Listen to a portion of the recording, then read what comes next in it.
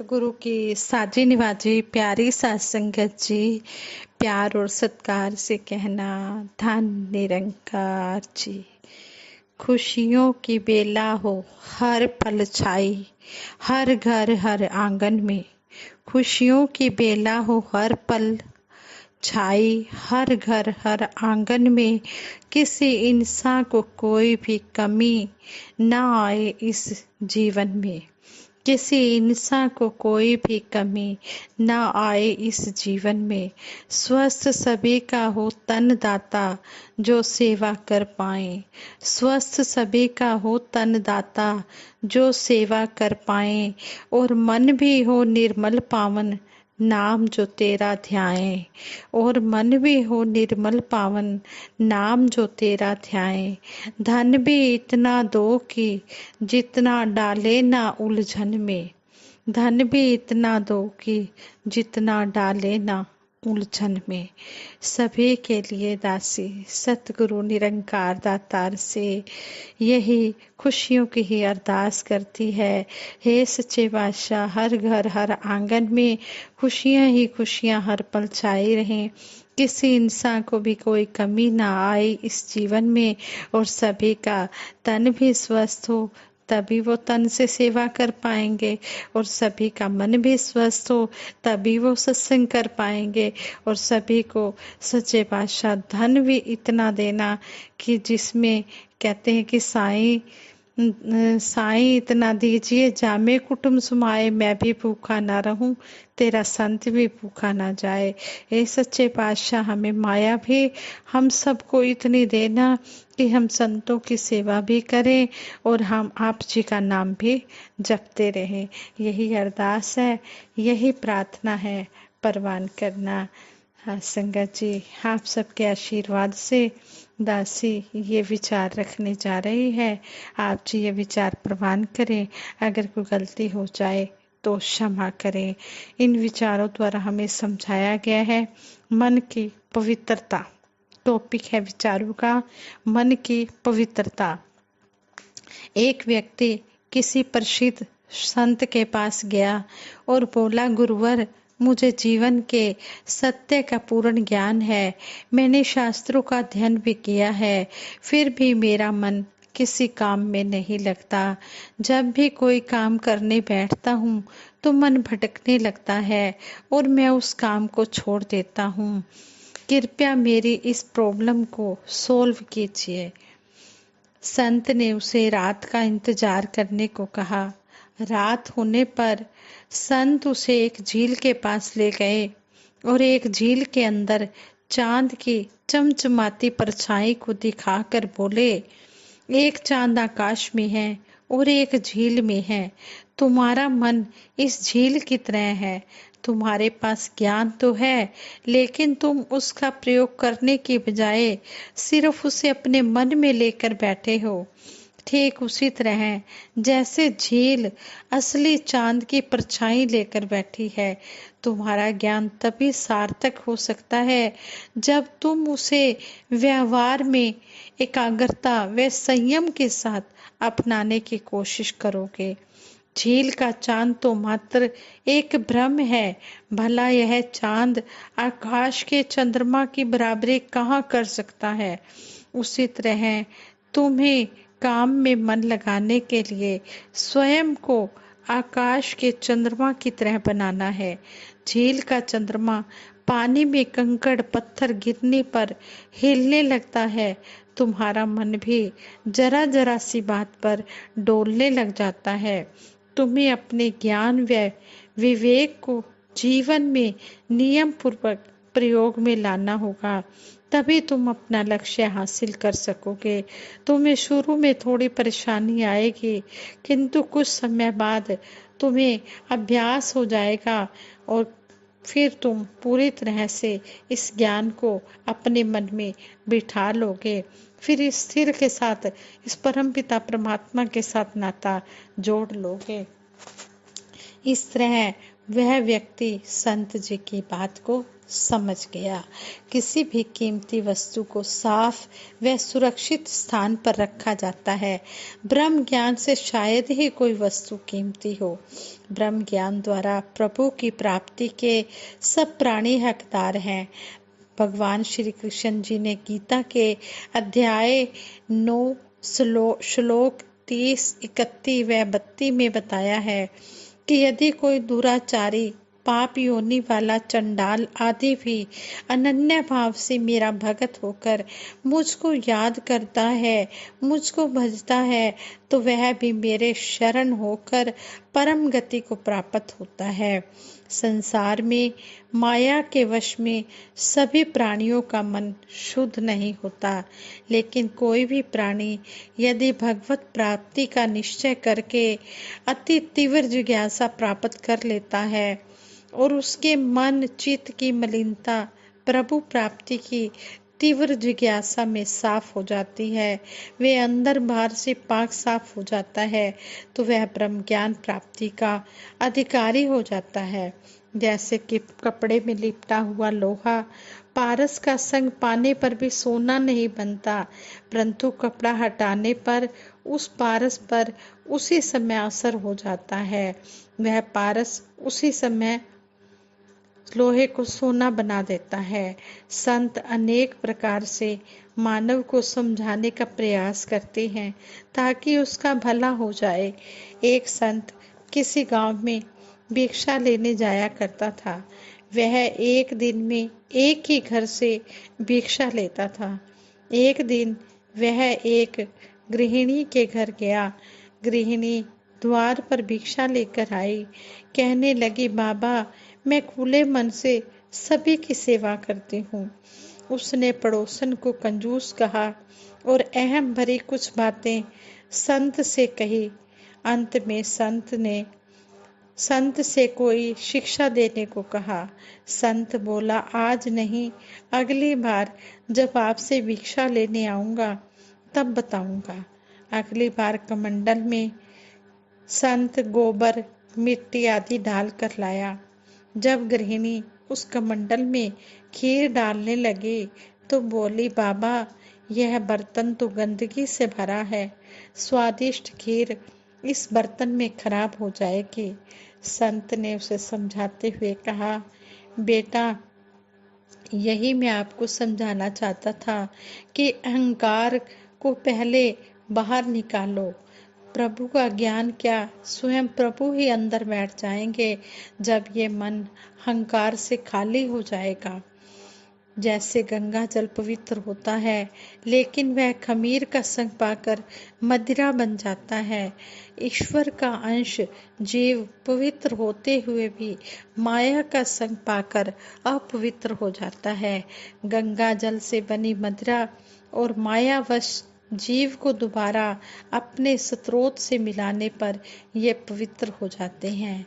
भगवान श्री कृष्ण जी अर्जुन से कहते हैं कि यदि तू अन्य पापियों से भी अधिक पापी है, फिर भी ज्ञान प्राप्ति के बाद ज्ञान रूपी नौका द्वारा निसंदेह संपूर्ण पाप समुद्र से तर जाएगा, क्योंकि ज्ञान रूपी अग्नि संपूर्ण कर्म फल को भस्म करती है, मन को शुद्ध करती है और मानव आत्मा में स्थित हो जाता है। भगवान श्री कृष्ण जी आगे 9वें अध्याय के 32वें व 33वें श्लोक में कहते हैं कि जब पापी भी अनन्य भाव से मेरा भगत होकर ज्ञान प्राप्त कर सकता है, वे भवसागर पार हो सकता है, तो पुण्यशील ब्राह्मण और राजश्री भगत जनों का तो कहना ही क्या। यह बात निरंकारी मिशन में भी लागू होती है। अनेकों पुरातन महापुरुष ब्रह्म ज्ञान प्राप्ति से पहले अनेकों धार्मिक संस्थाओं से जुड़े थे या धार्मिक ग्रंथों में दी गई शिक्षाओं के जानकार थे। ब्रह्म की जानकारी के बाद उनकी भक्ति की अवस्था एकदम चरम सीमा को छू गई और वे सहज अवस्था में स्थित हो गए, क्योंकि उनके मन पहले से ही पवित्र थे और उन्हें प्रभु प्राप्ति की लगन थी, बहुत ज्यादा जिज्ञासा थी। वे अक्सर कहा करते थे कि धार्मिक स्थल प्रभु प्राप्ति के जिज्ञासुओं की मंडियां हैं। शरण में आए हुए को गले से लगा लेना प्रभु का स्वभाव है। रामचरितमानस सुंदरकांड 43 अध्याय 1 में कहा गया है, कोटि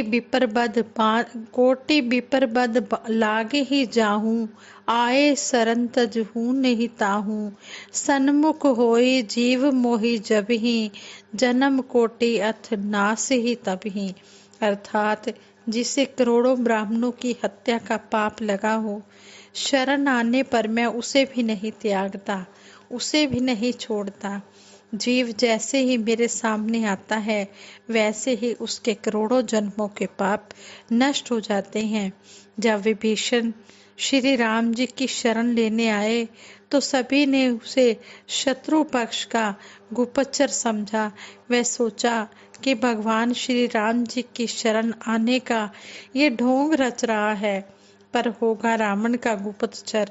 इस पर भगवान श्री राम जी ने कहा कि यदि पैर में कांटा चुभ जाए तो जितनी देर उसे निकाला न जाए वह पीड़ा देता ही रहेगा, और ध्यान भी किसी दूसरी जगह स्थिर नहीं होगा, क्योंकि बार बार ध्यान कांटे की चुभन से हो रही पीड़ा की तरफ ही जाएगा। प्रभु सिमरन या प्रभु के एहसास की तरफ कोशिश करने के बावजूद भी ध्यान भंग होता रहेगा। इतना ही नहीं, वह द्वेष भाव उस आदमी की बुराई को याद करके मन में कड़वाहट पैदा करेगा। वह मन को बेचैन बना देगा, व्याकुल कर देगा। यही नहीं, उसकी बुराई की बार बार याद करने से उस बुराई का कुछ कुछ प्रभाव भी धीरे धीरे मन ग्रहण करना शुरू कर देगा। किसी का बुरा भाव गंदगी के समान है और उसकी याद की दुर्गंध बेचैनी का कारण बनती रहेगी। गंदगी से बचने के लिए उस पर मिट्टी डालनी पड़ती है या फिर मुंह ढकना पड़ता है। ऐसे ही बुरे भावों को अरदास करके कि प्रभु उसे सद्बुद्धि देना, अपने सद्भावों से ढक देना चाहिए, वह मन से निकाल देना चाहिए। मन में पवित्रता बनाए रखने के लिए अच्छी सोच रखें। अच्छी सोच वह शुभ भावों को अपनी ओर आकर्षित करती है। अच्छी सोच अच्छे व शुभ भावों को अपनी ओर आकर्षित करती है। धीरे धीरे हमारे चारों ओर अच्छे विचारों का मन में प्रवेश हो जाता है और वह बढ़ता बढ़ते अच्छे विचार हमें इतना ताकतवर बना देते हैं कि हमारे शरीर मन बुद्धि के चारों तरफ पहरा देते हैं। बुरे भावों गलत विचारों का असर हमारे अंतर मन तक पहुंचने ही नहीं देते और हमारी पवित्रता कायम रखते हैं। इस प्रकार हमारा शरीर सच का महल बन जाता है, जिसका सतगुरु बाबा हरदेव सिंह जी महाराज भी अक्सर जिक्र किया करते थे। मन में एक बुरा भाव आना भी दूध के गिलास में एक बूंद जहर के समान है, जो पूरे सारे दूध को ही जहर बना देगा। एक बुरा भाव उस पत्थर के समान है जो तालाब में फेंकने पर बहुत दूर तक पानी को हिला देता है। इसलिए जब तक हमारा मन बुद्धि व अंतःकरण पूरी तरह पवित्र ना हो जाए, हमें और भी अलर्ट रहने की जरूरत है, क्योंकि ज़्यादा ऊंचाई से गिरने पर चोट भी बहुत ज़्यादा व गंभीर लगती है। हम भक्ति की उस चरम सीमा को छू लें जिसे सहज अवस्था व समाधि बोध या परमात्मा से एकाकार होना कहते हैं। जैसे संत कबीर जी की अवस्था, अब तो जाए चढ़े सिंहासन, मिलबो सारंग पानी, राम कबीरा एक भय हैं, कोई न सके पहचानी वाली बनी थी। जैसे धरती के गुरुत्वाकर्षण क्षेत्र के ऊपर चले जाने पर वस्तु पृथ्वी पर वापस नहीं आती, लेकिन उस अवस्था को पाने के लिए लगातार प्रयास की जरूरत होती है। जैसे किसी भी सैटेलाइट को स्पेस में भेजने के लिए संचालक शक्ति की जरूरत होती है, जिसमें उस सैटेलाइट को उसके कक्ष तक पहुंचाने के लिए पर्याप्त ईंधन भरा होता है।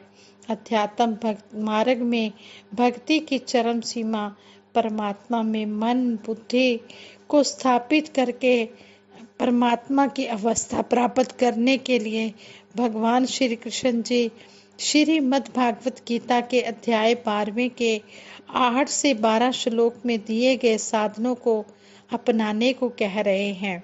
इसमें अर्जुन को निमित्त बनाकर कहा गया है कि तू मन बुद्धि मुझ में लगा, फिर तू मुझ में ही निवास करेगा। यदि तू इसमें समर्थ नहीं है तो अभ्यास रूप योग द्वारा मुझे प्राप्त होने की इच्छा कर। यदि तू अभ्यास में भी असमर्थ है तो केवल मेरे लिए कर्म करने के परायण हो जा, जिससे तू मेरी प्राप्ति रूप सिद्धि को प्राप्त होगा। यदि इस साधन को करने में भी तू असमर्थ है तो मन बुद्धि आदि पर विजय प्राप्त करके सब कर्मों के फल का त्याग कर और भगवान श्री कृष्ण जी आगे कहते हैं कि सेवा सिमरन सत्संग का अभ्यास किए बिना अगर तू कर रहा है तो इसका कोई लाभ नहीं है।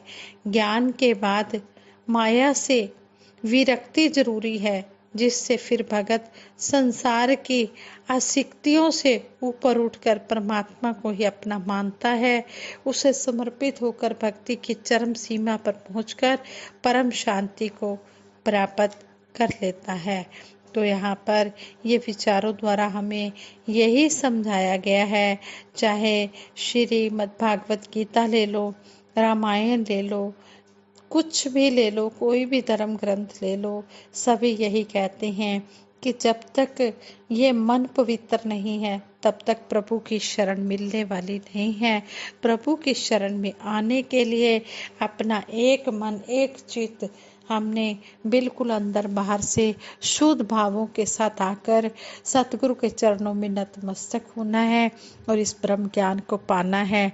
जितने मर्जी हम धार्मिक ग्रंथ पढ़ लें, लेकिन जब तक सतगुरु की शरण में इंसान नहीं आता, इस परमपिता परमात्मा को नहीं पा सकता। इस परमपिता परमात्मा को पाने के लिए मन की पवित्रता जरूरी है। धर्म ग्रंथ भी पढ़ने हैं, उनको पढ़कर उनके ऊपर हमने अमल भी करना है, लेकिन परमपिता परमात्मा को जानने के लिए सतगुरु की शरण में आना पड़ेगा, मन को पवित्र करना पड़ेगा। अंदरों बारों इक्को होइए ताएरा परवान करे, कहे अवतारे भोले भाई बंदे दा कल्याण करे। शहनशाह जी भी संपूर्ण अवतार वाणी के शब्द द्वारा यही समझा रहे हैं कि अगर हम अंदर बाहर से बिल्कुल पाक साफ हैं तो फिर हम परमपिता परमात्मा को पा सकते हैं। फिर कोई भी हमें परमपिता परमात्मा से ये नहीं कि मिलवा नहीं सकता, नहीं। फिर सतगुरु वक़्त के सतगुरु सच्चे पातशाह एक पल में परमपिता परमात्मा के दर्शन करा देते हैं। जिस तरह सूखे घास के ढेर को एक माचिस की तीली लगाई जाती है, माचिस के तीले से आग लगा दी जाती है तो वो सारा राख हो जाता है। इसी तरह सतगुरु भी जो जिज्ञासु सतगुरु की शरण में आता है, उसके जो ब्रह्म ज्ञान लेने से पहले पाप कर्म हैं उनको सूखे घास की ढेर की तरह भस्म कर देते हैं, राख बना देते हैं। और फिर ब्रह्म ज्ञान लेने के बाद सतगुरु समझाते हैं कि हमने इस मन को पवित्र रखना है, अहंकार नहीं करना, सच के रास्ते पर चलते हुए हमने सत्य का रास्ता नहीं छोड़ना है। हमने मन वचन कर्म से एक होकर सेवा सिमरन सत्संग करते हुए अपना जीवन बिताना है। आओ दातार से सभी के भले की कामना करते हुए यही अरदास करें कि हे दातार सच्चे पातशाह, किसी को कोई भी कमी ना देना, खुशी इतनी देना, कोई गमी ना देना, सभी आनंद में रहकर सेवा सिमरन सत्संग करते चले जाए। साथ संगत जी प्यार से कहना, धन निरंकार जी।